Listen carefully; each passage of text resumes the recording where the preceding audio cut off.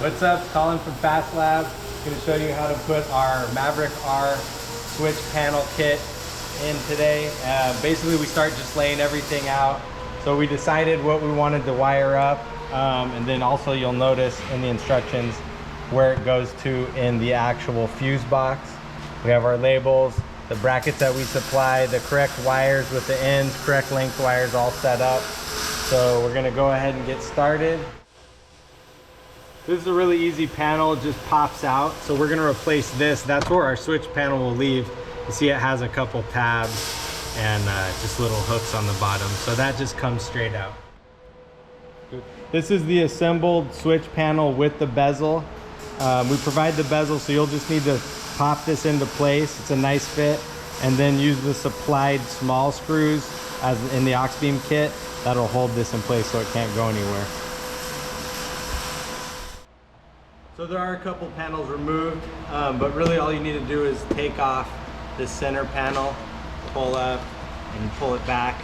Sometimes they're in there pretty tight. Some of the newer ones have clips on it. So pull that up, and these are the nuts we're gonna insert into the plastic here. So you need a 23/64 drill bit, and you use the bracket here to mark your positions. You can kind of see it butts up against this corner and against the back, and that'll lay this out in a really nice position. So in here we've already installed them. So you drill it out, the 23/64, and this has an Allen drive. You just tap those right into the plastic and they hold in real good. Don't over tighten it, don't crank it. You know, we're just holding this panel, this plate down. So you don't need to strip these out or anything. They're just, get them tight in there and they'll hold real nice. So we got our nutserts installed into the plastic. So now we're gonna just drop the bracket into place and use these screws to tighten it up. These are Phillips head, so you can just get them nice and tight, see it pulling down pretty well.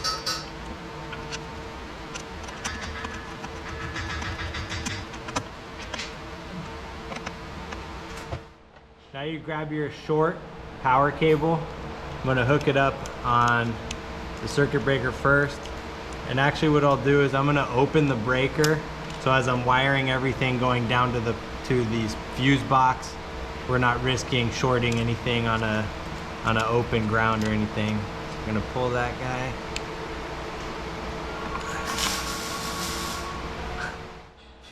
So we're gonna go ahead and tighten down this cable on the circuit breaker side, 10mm, just because it'll keep it square as we're routing the cable.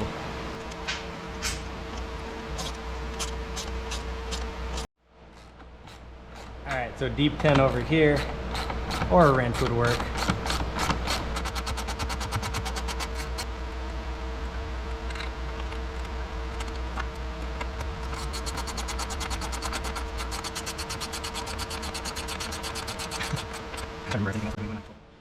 So because we have this circuit breaker open, we're not actually going to get any power to this side. So I'm going to start by just feeding this down where you'll see a lot of other cables going, and we'll be able to grab that from under the dash. Just kind of get that into place, and then back to this side of the stud we will put the long power cable over here. That side in, and then we know we have our power supply down to where the fuse box is going underneath the driver panel over here. It'll be down accessible from the footwell area.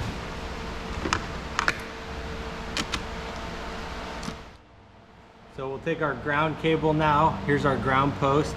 I'm just gonna start by feeding it down back where we just ran the other cable, just to give us a little bit of room here. And we'll go through just to keep it as clean as possible. Around, come into our ground post.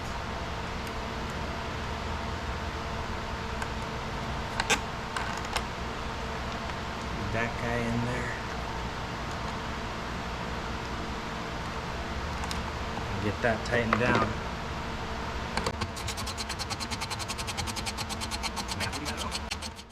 now we're gonna assemble the fuse box. This panel just pops out, actually it goes that way, to the mounting bracket. So pretty straightforward. The openings you want above the bracket so you can run your wires. We're just gonna put the 2 bolts in there, and there will be a nut and a bolt for each one, of course. We're gonna tighten those down and use these holes to mount it into the vehicle.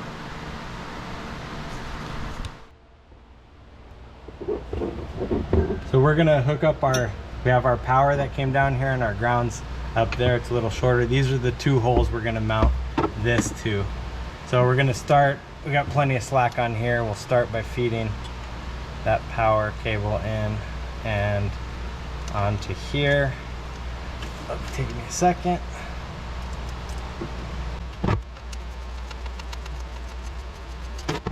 Doing this.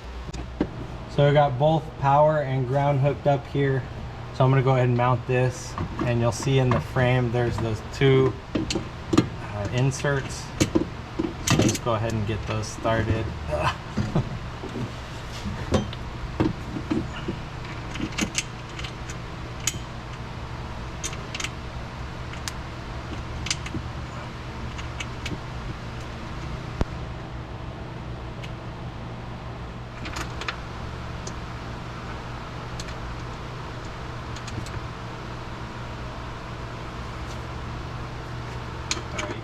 Now we're gonna hook up the trigger wire, which will send signal to the Auxbeam to power on.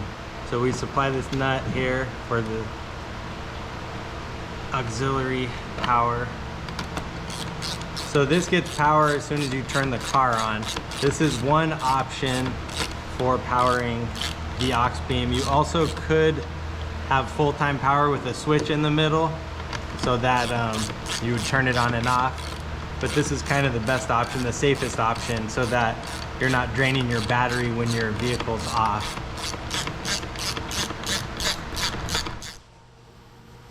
Okay, so I got my wire coming down, and for now we're gonna fish this through.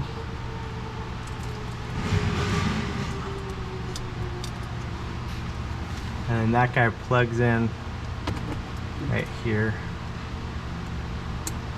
We'll kind of leave it dangling for now until we get all our lights and everything hooked up there. So now we have the switch panel cable that goes over, that'll go to the center console where our actual switches will be. So we're just gonna hook this guy up there, and then again feed this guy back through, and then this will get routed over to the center console area. There's a lot of paths you can take where there's along tubes, and you just come back into that center console. It'll be pretty obvious once you get in there. So now we routed our cable back to the driver's side and up to the front. There is a lot of extra slack in it, so you just wind it up over there under the panel. But we have our switch panel installed in there, so we're gonna go ahead and connect these 2 guys. It is keyed, so it's really only one way that it connects. Plug it and thread it together so it's a waterproof connection.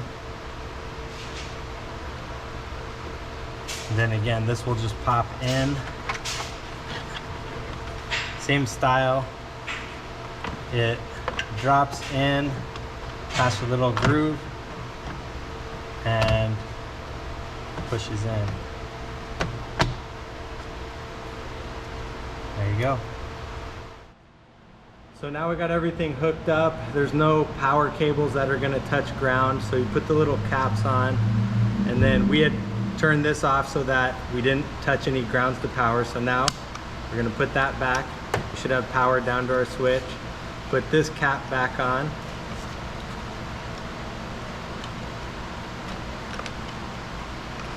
Give that guy a little waterproofing, a little help. And then we should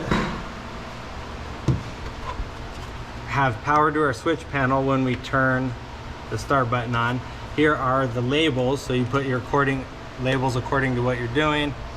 This is considered switch 1, 2, 3, 4, 5, 6, 7, 8, and then you'll see the numbers and the amp ratings on the fuse box, with 1, 2 being the strongest at 30 amps, and then following down the line. So let's see. Yep, so now we got power to our switch panel, and we can trigger all of our accessories straight off of here. So we're gonna get all our accessories hooked up and get this car dialed in.